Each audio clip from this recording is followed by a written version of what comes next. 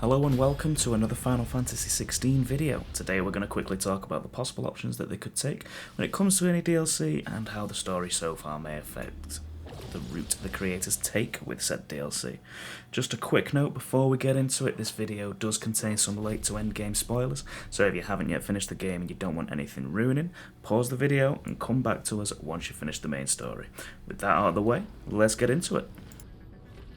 Gone are the days where when you buy a Final Fantasy title, the content that's available to you on launch is the entirety of the content that will be available come the end of the game's life cycle. They've been doing this for some time. Go back to Final Fantasy IV, there was a post-game which advanced on the previous game's story. It's become a lot more prevalent in the PS2 era onwards, with Final Fantasy X2 continuing the story of Final Fantasy X, following Yuna from the end of the first game. However, games like this did tend to feel more like DLC, which is why a lot of people compare it to the modern DLC in games like Final Fantasy XV, where the focus of the game switches to that of the protagonist's companions as opposed to that of the protagonist themselves.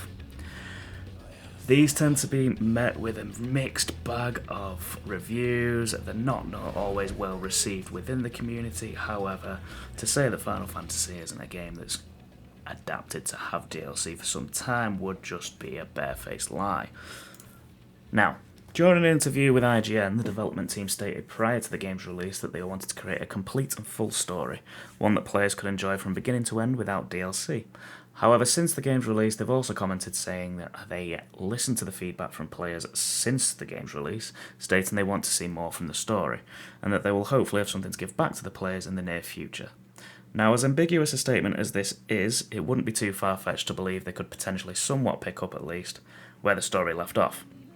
As they're doing with Final Fantasy VII Remake, they could quite easily flesh out the current story with some more detail following one of the many other high-profile characters from the game.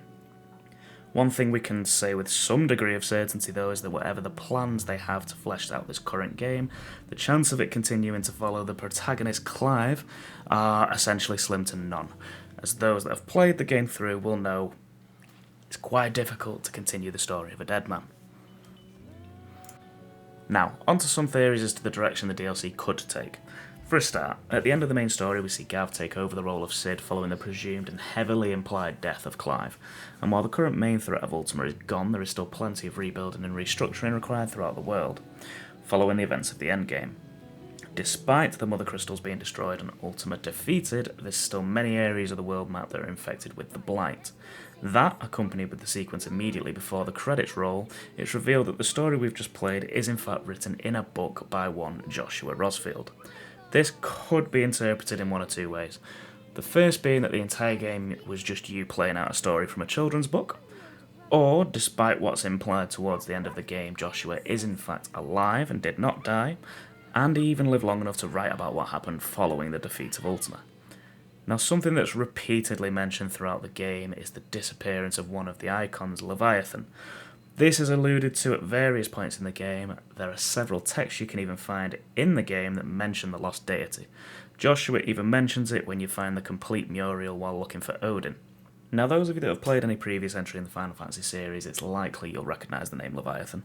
The giant sea serpent's been part of the series since the second instalment and has had an appearance in almost every single entry since, having become a staple summon of the franchise along with Bahamut. The only notable instance where there was no appearance of Leviathan was in Final Fantasy X and the following Final Fantasy X2.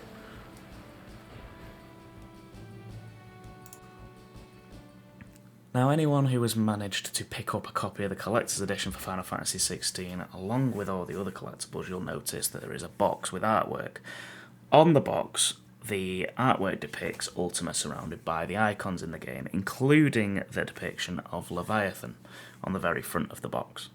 Now, while it is possible they've only even included Leviathan as a homage to the character, there are some theories circulating about who the dominant could possibly be. Now, there are several characters within the game who, throughout the story, are made to seem like they could become relevant to the story itself, and they never really expand on why or how. The main theory circulating at the moment is that the character of the little girl that you see throughout the main story trying to sell potions to people and to your party could potentially be that dominant of the Icon Leviathan. Now, at some point towards the end of the game, she's seen to even cure Dion, which implies she has an extensive knowledge of healing medicines, which, given her age, seems potentially hard to believe unless she was brought up in a family similar to that of what Joshua and Clive were. Now, given the girl's apparent age and maturity, this is where a lot of people are thinking she could potentially be that dominant of the Icon Leviathan. Now, as things stand, it is still very much early days. The developers have stated that they will hopefully have something to give to us soon, whether that's full-blown DLC, whether that's just a cutscene, whether that is going to be a smaller game that advances on the story so far, released at some point in the future, similar to what they're doing with Final Fantasy VII now, is yet to be seen. And given how early days it is, I myself and a lot of other people from what I've seen are still currently going through the game trying to see if there's any other potential Easter eggs that hint at something more solid, or whether there's anything else that points towards this character of Leviathan, or even any other character that hasn't yet been picked up on.